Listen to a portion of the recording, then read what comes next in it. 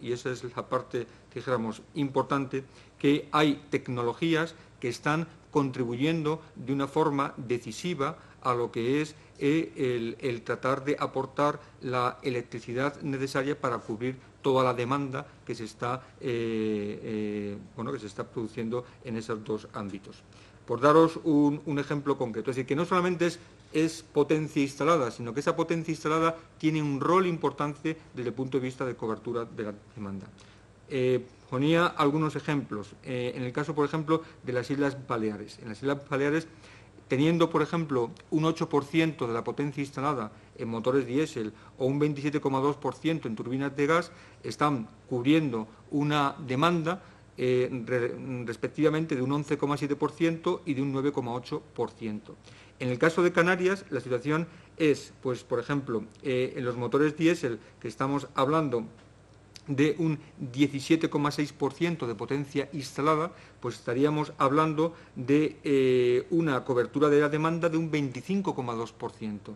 Y en el caso, por ejemplo, de las turbinas de gas, que estamos hablando de un 19,9% de la potencia instalada, pues estaríamos hablando de aproximadamente un 3,9% de la cobertura de la demanda.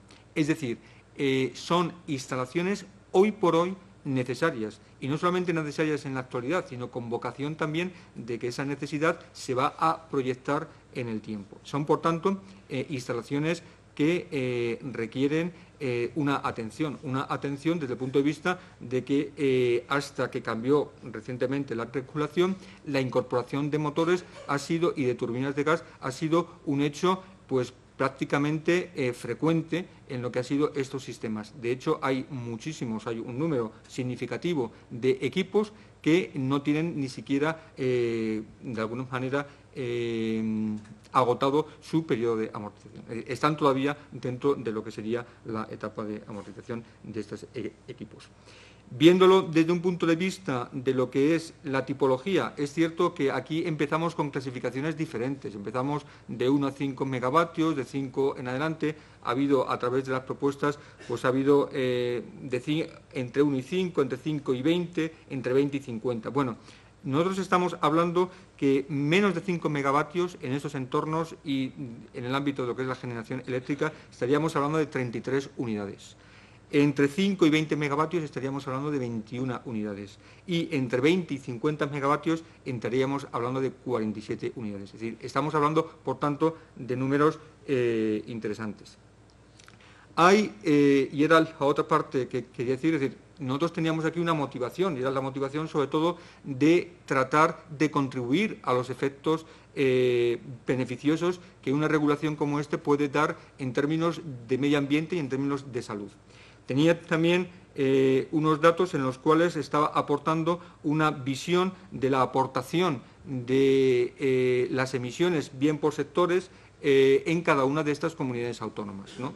Por daros un ejemplo, en el caso concreto de las emisiones de CO2, pues estamos hablando que en el caso de Canarias, Baleares, Ceuta y Melilla, pues estaríamos hablando que representan del total nacional un 6,83%.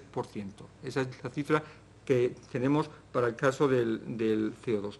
Para el caso del SO2 y del NOx y de las partículas, estamos hablando de cantidades realmente nimias. Estamos hablando que en función de los datos, porque luego es cierto que hay disparidad de datos cuando te los encuentras de los datos que provienen de los inventarios del gobierno de la ciudad o de la comunidad autónoma, ligeramente diferentes de los que tenemos cuando tenemos los de la Administración. También es cierto porque hay criterios a la hora de establecer esos inventarios en los que a veces entran y a veces no entran, pues estaríamos hablando de participaciones del 1 al 3%, y el 3% ya es un año muy generoso. Estaríamos hablando de cantidades, por tanto, muy pequeñas, muy poco representativas en lo que puede ser las emisiones a la atmósfera de estos contaminantes que se pretenden controlar. No solamente desde el punto de vista de emisiones, ¿no?, sino también desde el punto de vista de lo que es la calidad del aire que estamos visualizando, pues, en Baleares, o la calidad del aire que estamos visualizando en la comunidad autónoma canaria. Estos datos de calidad del aire, cuando uno lo visualiza año a año y cuando uno tiene delante pues lo que sería el límite de cumplimiento, estamos holgadamente, no es que no se supere, es que estamos holgadamente por debajo en el caso, por ejemplo, de Baleares o en el caso también de Canarias. En Canarias sí que es cierto que en el tema de las partículas, sobre todo lo que ha sido hasta el año 2007, y en algunos episodios sí que es cierto que también hay que contabilizar que muchas veces la problemática de las partículas está asociada frecuentemente a la invasión de aire que proviene pues del entorno subsahariano o el entorno africano, y por tanto digamos hay un problema, pero un problema consustancial y connatural a lo que es una ubicación y a lo que es la influencia y a lo que son los regímenes de vientos. Eso significa, por tanto, que no estamos en una situación preocupante. Puede haber episodios puntuales, pero desde luego una situación desde nuestro punto de vista bastante solvente. Bien, esto era un poco el marco, es decir, veis, por tanto, dijéramos que hay toda una motivación, hay toda una, contribución a tratar de solventar un problema que desde luego en los entornos en los que nosotros estamos operando no son cuestiones, dijéramos, críticas. Hay, como digo, temas puntuales, pero no son cuestiones críticas y que, por tanto, dijéramos, no entendíamos muy bien o no veíamos, no visualizábamos en un primer momento el que hubiera una necesidad apremiante de tener que volver a regular instalaciones que ya estaban de alguna manera sujetas a una legislación. ¿Qué es lo que nosotros identificamos y qué es lo que compartimos? ¿Qué es lo que nos preocupaba de toda esta directiva, ¿no? Yo creo que, en primer lugar, nos preocupaba una cuestión fundamental, una cuestión que hemos compartido muchas veces con Alberto y que hemos compartido también pues, con todos aquellos que nos han querido escuchar, como hoy ustedes, ¿no? Queríamos un tratamiento especial, ¿no?, para lo que son las zonas ultraperiféricas y las zonas alejadas. Ese tratamiento especial no es un tratamiento que nosotros nos inventábamos, no es un tratamiento que los operadores que estamos ubicados en estos centros geográficos, pues de repente decimos, no, yo como estoy aquí quiero un tema. No, es un tema que se venía ya dando desde el punto de vista de la legislación europea. Es así que, por ejemplo, en los protocolos o en la red EMET o en la directiva de techos nacionales, estas ubicaciones geográficas, estas situaciones de ultraperiféricas o de situaciones alejadas no estaban o no entraban dentro del cómputo ni siquiera de las emisiones. No significa eso que no había una preocupación por el tema de calidad de aire. No significa eso que no hubiera y haya una preocupación por el tema de la salud. No significa eso. Significa simplemente que desde el punto de vista de los objetivos cuantificables de la Unión Europea, las emisiones que se estaban produciendo en estos entornos no contabilizaban. No contabilizaban para el caso de España, pero no contabilizaban también para el caso de Portugal y no contabilizaban y ni contabilizan tampoco para el caso de Francia. Es decir, no es un caso específico, es un caso en el que realmente hay otras zonas que están ahí. ¿Cómo se podía abordar esto? Pues se podía abordar de muchas maneras. Yo creo que se ha abordado de una manera inteligente al final. Es decir, se podía sacar directamente de la directiva, se podía excluirlo en el artículo 5 o se podía flexibilizar los valores límite de emisión en una situación en la que cumplieran además una condición adicional, que es el segundo punto que os voy a comentar. El segundo punto es, bueno, pues la consideración de pequeños sistemas aislados. Esto es un poco una gradación. Empezábamos desde una parte, bueno, el tema de pequeños sistemas aislados. Hay una directiva que define precisamente la condición de sistemas aislados, una directiva que pone precisamente un escenario temporal y pone unas restricciones en cuanto a lo que es el consumo y en cuanto a lo que es la cantidad inferior de ese consumo que puede ser, dijéramos, transmitida a través de una conexión, y ahí pues entendemos, y así estamos en otras piezas legislativas, estos sistemas podían ser considerados pequeños sistemas aislados. Y de hecho es, como decía, una de las aproximaciones que hay cuando se está regulando los valores límite de emisión. Cuando se está regulando los valores límite de emisión, se flexibiliza lo que es algunos valores límite de emisión precisamente para hacer concurrir este hecho. Nosotros aquí, un tema que sí que nos preocupaba era que, si bien es cierto que esta es una directiva que tiene, dijéramos, un periodo de aplicación inminente para las nuevas y, bueno, va paulatinamente incorporando otras instalaciones, teníamos un acierto y teníamos o mirábamos con un cierto respeto precisamente el que el concepto de pequeño sistema aislado también pudiera ser modificado con el tiempo. ¿Qué nos preocupaba también? Pues el calendario de aplicación de los valores límite de emisión para existentes y para nuevas. No voy a decir nada nuevo que no haya dicho, pero era una preocupación. Es decir, es una preocupación que ahora vemos también pues con un acierto, bueno, lo miramos y vemos cómo están modificándose también las fechas. Eso dependerá muy mucho de cómo queden finalmente configuradas y dónde queden ubicadas las excepcionalidades, pero en cualquier caso lo vemos con preocupación. Veíamos también, y es una de las grandes preocupaciones, y no voy a repetirlo, no voy a entrar en el detalle, porque eran las interacciones con la Directiva de Emisiones Industriales y las interacciones con el BREF de grandes instalaciones de combustión. Es decir, creemos que muchas de estas instalaciones tienen no una doble, una triple regulación, y que no estamos, ningún operador está en condiciones, pues, de, teniendo en cuenta lo que es la antigüedad del equipo y teniendo en cuenta también cómo los tiempos que lleva, y lo decía antes uno de los ponentes, los tiempos que lleva la contratación y los tiempos que lleva lo que es el montaje y la puesta en operación de uno de estos equipos, no era prudente precisamente pues el cómo se estaba configurando desde el punto de vista pues de plazos, pero también desde el punto de vista de la incidencia con otras piezas legislativas. Hay instalaciones que pueden estar por el capítulo 2, por el capítulo 3 de Directivas de Emisiones Industriales, pueden estar en el BREF de grandes instalaciones de combustión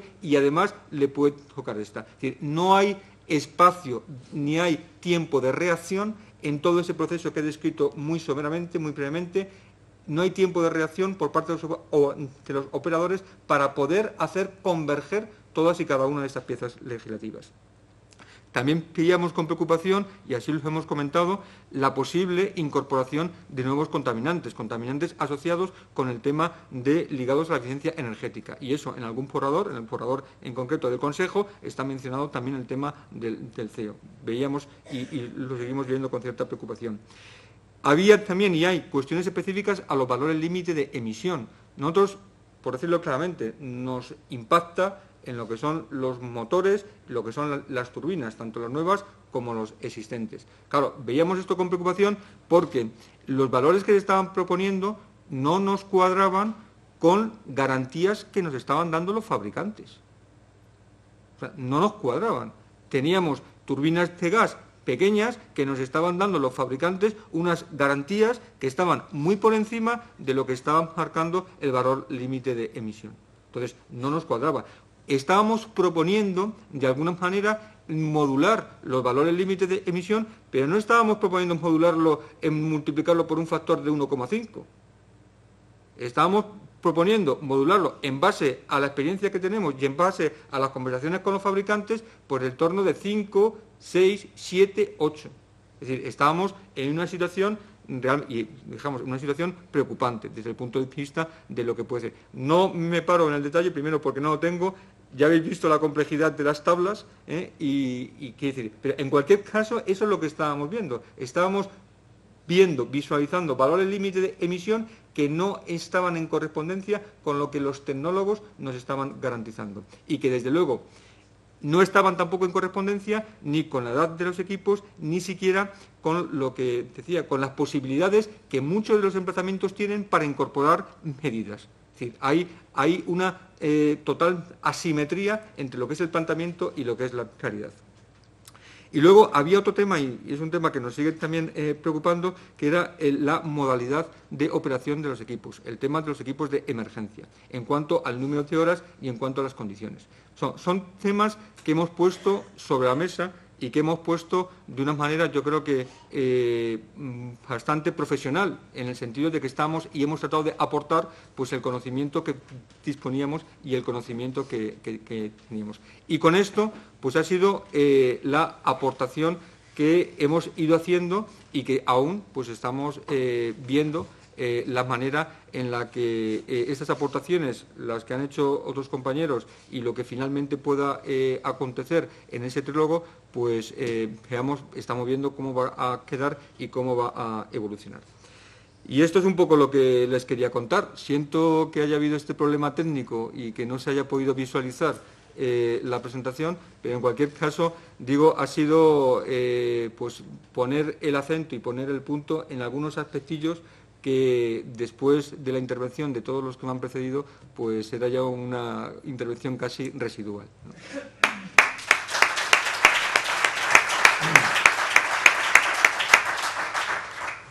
Prometo que ahí pone muchas gracias David por tu intervención. No te muevas, No me porque muevo. ahora os venís por favor para aquí arriba todos los que habéis intervenido y si queda alguna pregunta, pues este es el momento de hacerla.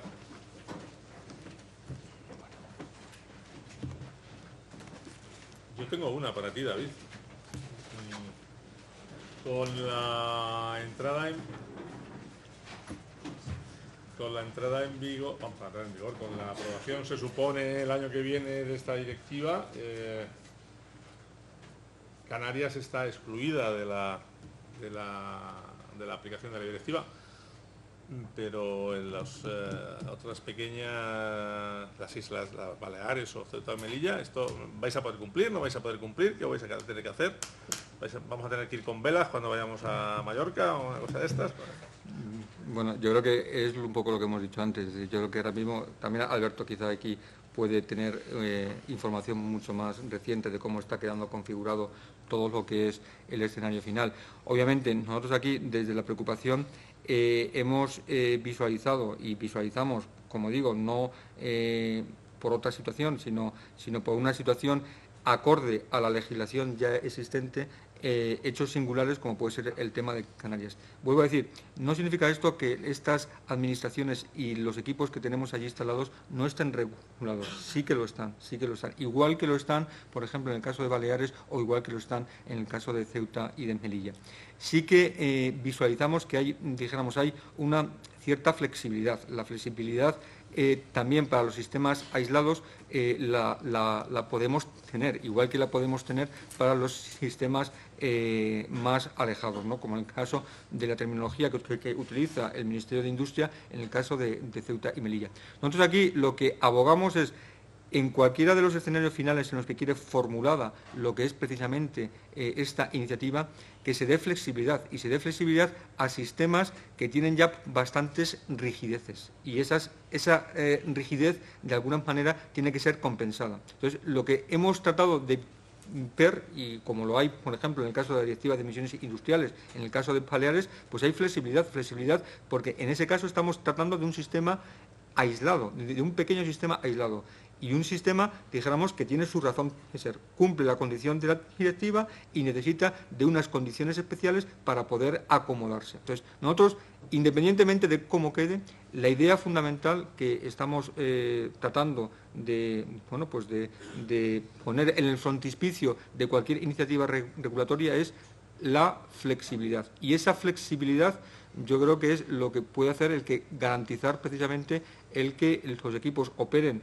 de una manera adecuada y que estemos en condiciones de no, generar un gasto innecesario frente a unas inversiones recientes. Yo creo que es un poco un equilibrio entre el objetivo, un equilibrio entre la exigencia y un equilibrio entre la racionalidad económica que tiene que, convivir en todos los sistemas. No sé si a lo mejor, Alberto. Bueno, añadir solamente que sí, que efectivamente que Canarias, con la redacción actual del Consejo, y parece que aceptada de momento por el Parlamento, estaría eximida. Se les exime del cumplimiento de los valores límite. El Estado miembro es quien tiene que establecer esos valores límite para asegurar el cumplimiento de los valores límite de calidad del aire, de protección de la salud. En cuanto al resto, sí que se ha recogido también en el Consejo, y no sé si el Parlamento lo va a aceptar, el retraso de la entrada en vigor en 5 años de estos valores límite para las instalaciones de menos de 5 megavatios, para las existentes de 5 megavatios, hasta el 2030. No, perdón, de las más de 5 megavatios hasta el 2030. Yo creo que eso también nos permite tener 5 años más, al menos permite 5 años más de vida a esas instalaciones. También se recogen en la legislación para todas aquellas instalaciones instaladas antes del año 2006 unos valores menos exigentes, ¿no? Entonces, sí que se han ido incluyendo bastantes,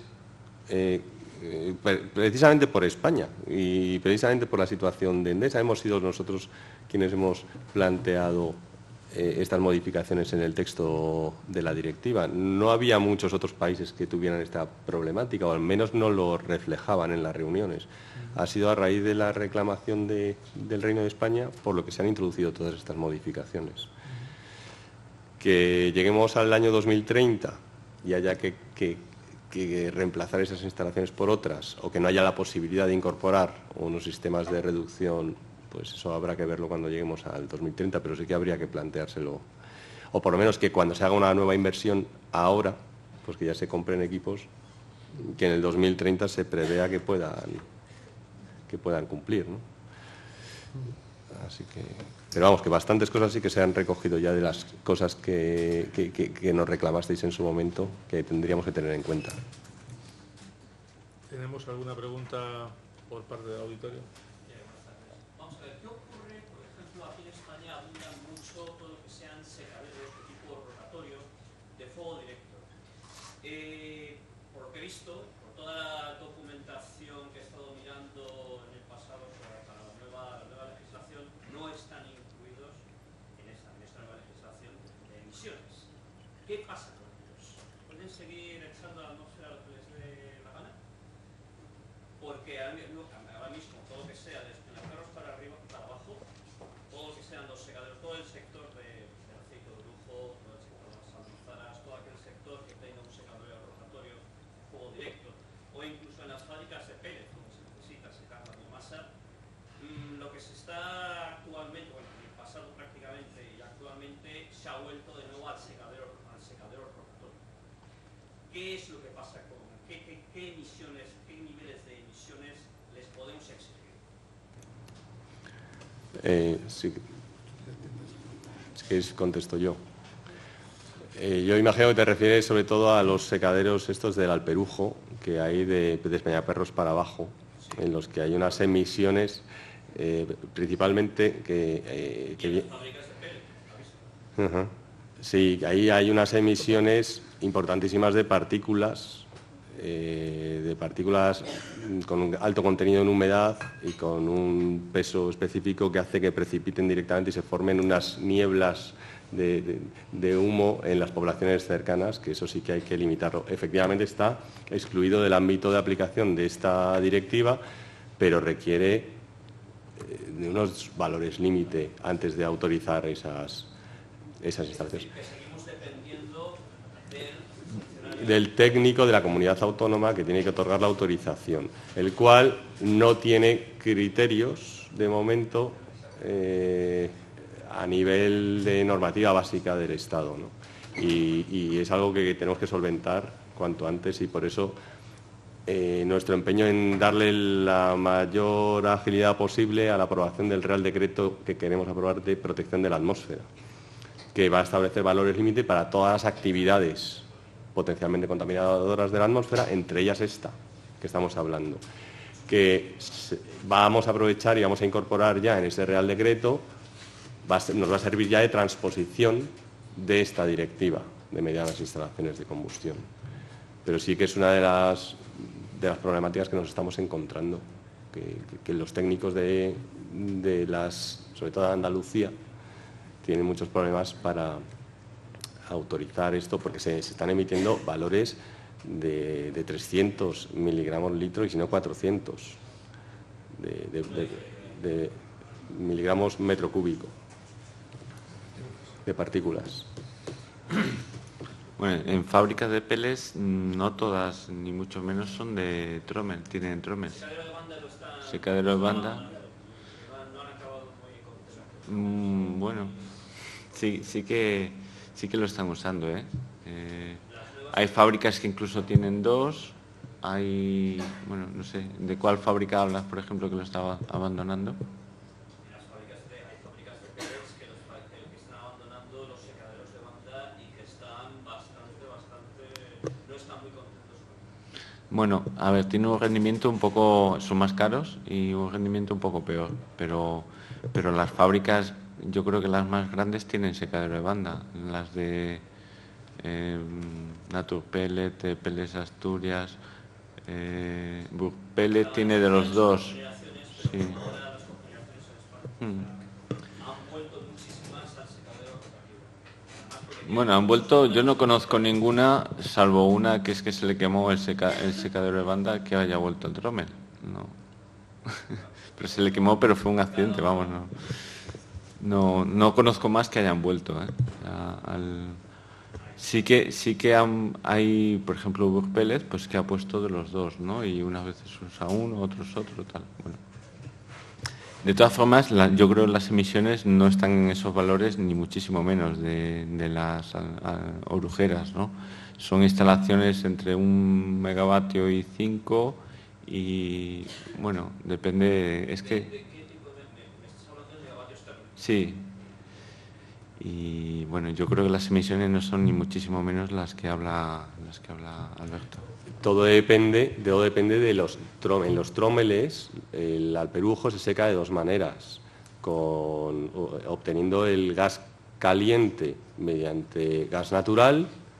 En ese caso bajan muchísimo las emisiones, no estamos hablando de esto, antes se utilizaba la cogeneración y se aprovechaba la cogeneración mediante gas natural para utilizar el calor sensible de ese gas de combustión, del gas natural, para secar.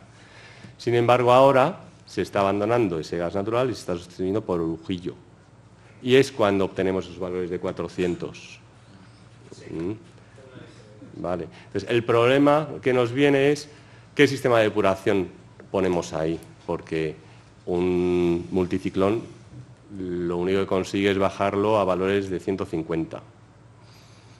Y un filtro de mangas, cuando la partícula es higroscópica, no nos vale, no sirve el filtro de mangas en estos casos, porque tiene un tal contenido de humedad y además tiene también está cubierto por aceite y se queda pegado, y la torta que se queda en las mangas del filtro de mangas no hay quien las quite.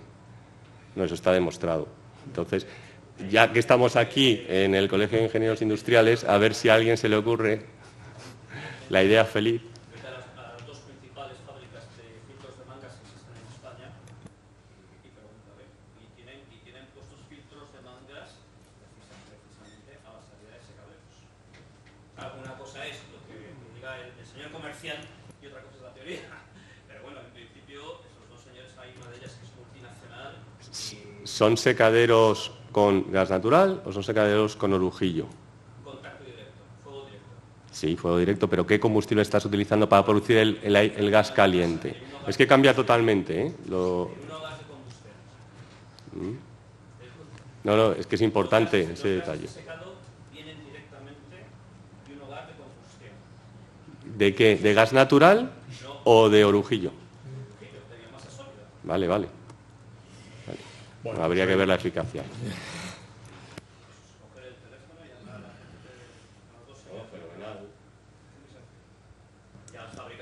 Bueno, pues la Asociación de Fabricantes de Biomasa, tome nota, ¿no? Bueno, de aceite de oliva todavía no entra dentro de... Pues que, de pellets sí, ¿no? Pues hay que revisar. Bueno, ¿tenemos alguna pregunta más por parte de la audiencia? Una curiosidad nada más. Es que yo no conocía lo del secado, pero me estoy diciendo que en el proceso de fabricación del pellet se puede emitir 300 y en la combustión 30. A ver, ¿El propio pellet? depende de la tecnología. Tú el pellet, cuando lo fabricas, lo secas, se viene con un 30 o un 40% de humedad. Entonces tú lo dejas a un 10, un 7, ¿no? Más o menos. Entonces, hay muchas tecnologías para secar. Pues secadero de banda, trommels o... Entonces, eso es un horno, ¿no? Es una caldera, al final emites, depende del combustible mucho, que también es lo que quería decir, porque hay muchos secaderos que a lo mejor están utilizando corteza o gas natural o astilla bastante buena, entonces no están, depende mucho del combustible y de la tecnología que estés usando para secar, es como cualquier cosa, o sea, tú tienes una caldera y hay muchas tecnologías y hay muchos combustibles, entonces las emisiones varían. Digamos que en definitiva el proceso de producción del pellet, que luego le vamos a exigir cuando lo queme y 30, Sí. en el proceso de fabricación de Podríamos ese tener incluso más. podrías tener 300, 200. Podrías incluso tener. Depende, sí, es que es como... Es lo que... Bueno, hay una legislación que está el próximo año, ¿no? El decreto de la calidad del aire, más o menos será el año que viene, dentro de 2 años, ¿no?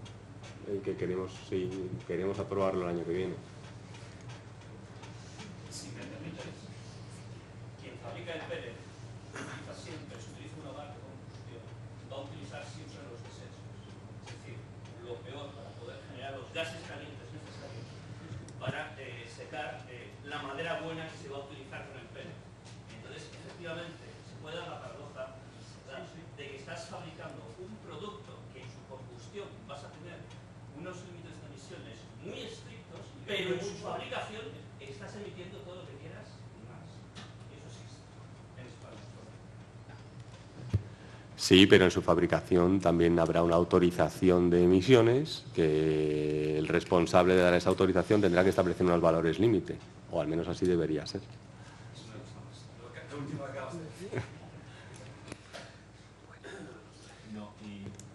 Y no siempre se usa los residuos, hay muchos que secan con gas, hay muchos que secan con astilla. Secar con algo, utilizar algo bueno para hacer algo mejor, lo ideal es utilizar siempre el residuo, lo peor. Y a partir de ahí... No es lo ideal, es lo más barato.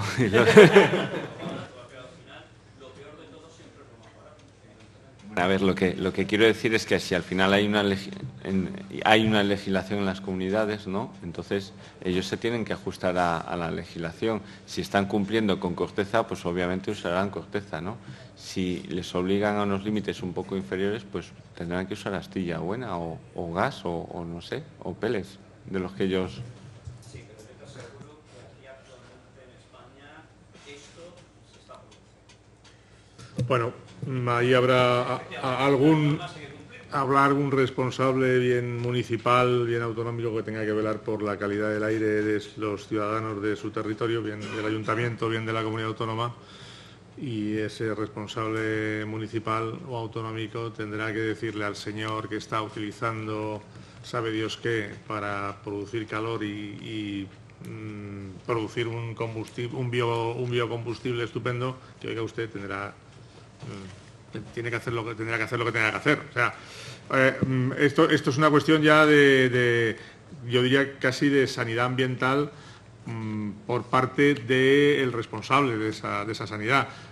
Tú, aunque no tengas una normativa que puedas aplicar, si resulta que estás haciendo que tus ciudadanos no puedan salir a la calle porque tienes el pueblo contaminado, pues alguien tendrá que decir algo.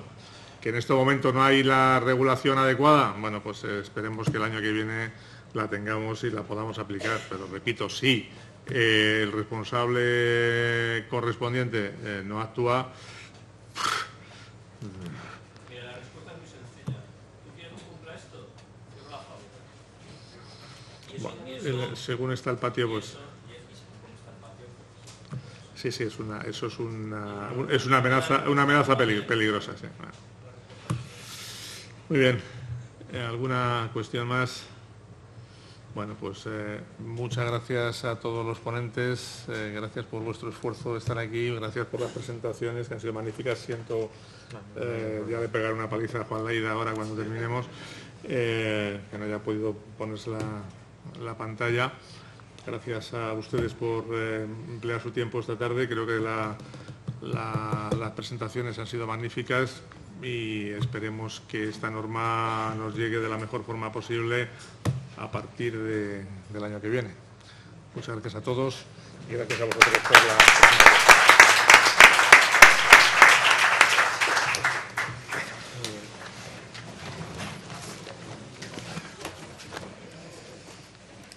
Bueno. Bueno, hoy. Gracias a ti, gracias por venir. Muy bien. Y bueno, y la semana que viene la tuya, o la vuestra. Pablo, ¿te han arreglado lo tuyo? ¿Te han pasado la pasta de la palabra? Que sí, esperemos que no es que para hacer trabajo De muchos meses, no, vamos a ver. Yo creo que ya estoy como yo, ¿no? A dejarse ahí, ¿no? Ya la suerte está. Oye, yo creo que lo de Canarias no lo tocamos. Y lo de las islas, eso es, hay algunos países que están diciendo que nada, pero estamos poniendo de acuerdo aquí en España, para decir, mira, por lo de las islas,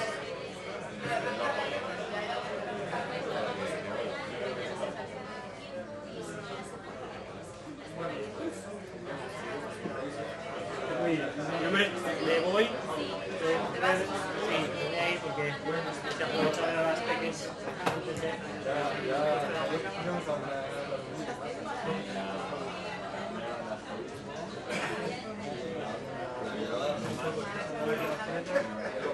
Bien, encantado. Ha sido un placer compartir mesa.